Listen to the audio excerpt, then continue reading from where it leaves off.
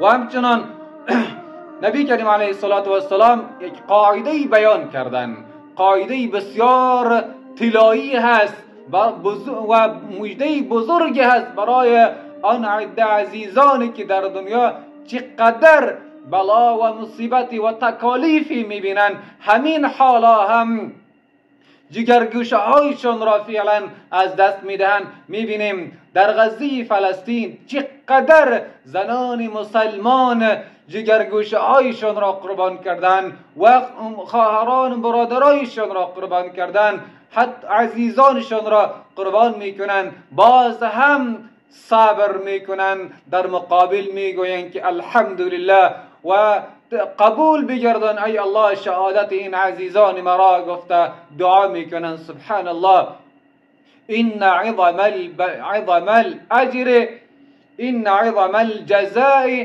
مع عظم البلاء.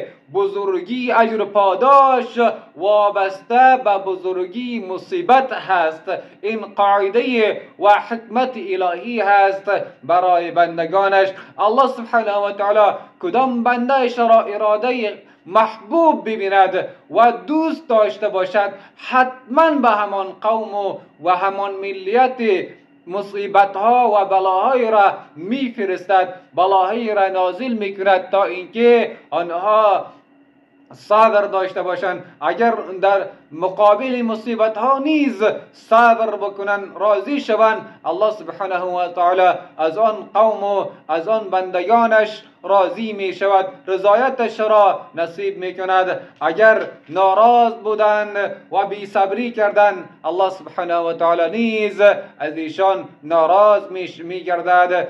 این حدیثی هست که امام ترمذی در جامعشان روایت کردن و قال هذا حدیث حسن.